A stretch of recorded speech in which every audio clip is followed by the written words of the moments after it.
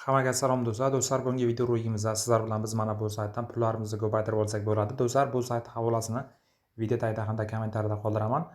Qarang, saytga ro'yxatga o'tish uchun biz mana bu 3 ta nuqtani bosamiz. Bosganimizdan so'ng hozir registratsiya degan tugmani bosamiz va hozir sizlar bilan ro'yxatdan o'tishni ko'rsatib o'taman.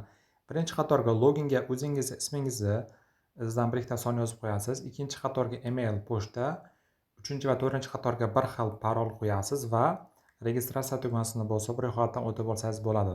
Do'stlar, mana ko'rishingiz mumkin bo'ladi. Hozir mana men ro'yxatdan ham o'tib oldim. Endi ro'yxatdan o'tib olganimizdan so'ng saytda bizda mana shunday bo'lim ko'rinadi. Qarang. Mana bu 3 ta nuqtani bosamiz. Bosganimizdan so'ng do'stlar, hozir bu yerda biz pul ishlashimiz uchun eng asosiy bo'lim. Hozir mana poполнить bo'limiga kiramiz. 3-bo'lim. Shu bo'limga kirasiz. Qarang, kirgan paytingiz hozirda bu yerda saytda turli xil planlari bor. Misol uchun bosamiz. Birinchi tarif plani misol uchun minimal sarmoya 100 rubl. Bu 60 soat ichida pullarimizni 128% ko'paytirib beradi. Ya'ni 100 rublni 128 rubl qilib beradi 60 soat ichida. Ikkinchisi minimal sarmoya 500 rubl. Bu 54 soat ichida mana ko'ryapsiz, soat ham qisqargan, 130% ko'paytirib beradi. Ya'ni 500 rubl kiritadigan bo'lsangiz 650 rubl qilib beradi ekan.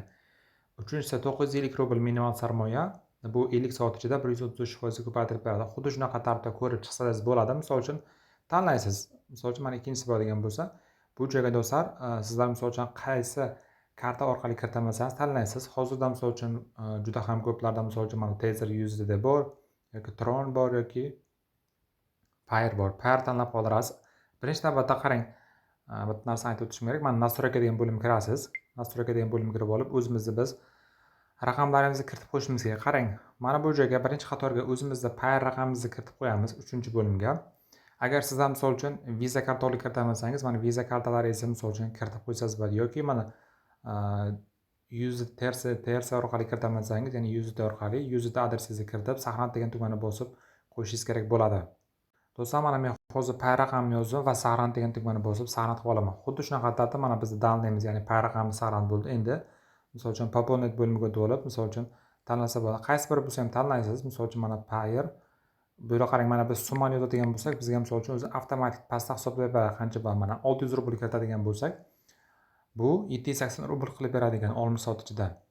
Har 7 minutda 1.69 rubldan kelib turadi ekan. Bu yerda mana Dali degan tugmani bosamiz. Hozir sarmoya karta haqida qisqacha ma'lumot beraman.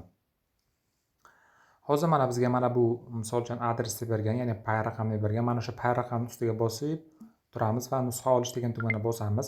Mana shu Pay raqamga biz 600 rubl tashlaymiz. Tashlab bo'lgandan so'ng, ya'ni to'lov qilingandan so'ng, ya'ni pulni kesib ketgandan so'ng ID raqamini mana bu joyga kiritib, poполнить degan tugmani bosadigan bo'lsak, biz hisobimizga pullar tashlab beradi va o'zi avtomatik tarzda yig'ilib boriladi. Ya'ni yig'ilgan pullarni o'zi misol uchun hisobimizga avtomatik ko'rinadi mana bu joyda. Bu yig'ilgan pullarni ham bemalol chiqarsa bo'ladi. Pul yechish uchun hozir sizlarga VVC degan tugmani bosib chiqarishni ko'rsataman.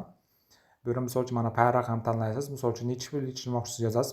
Menimcha minimal yechish 10 rubl bo'lsa kerak. Mana bosamiz, hozir ko'ramiz.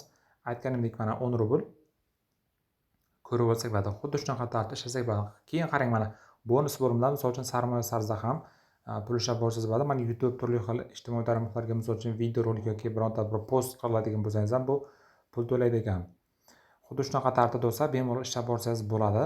Bu havolasini video tagida hamda kommentariyada qoldiraman. Hammaga omad.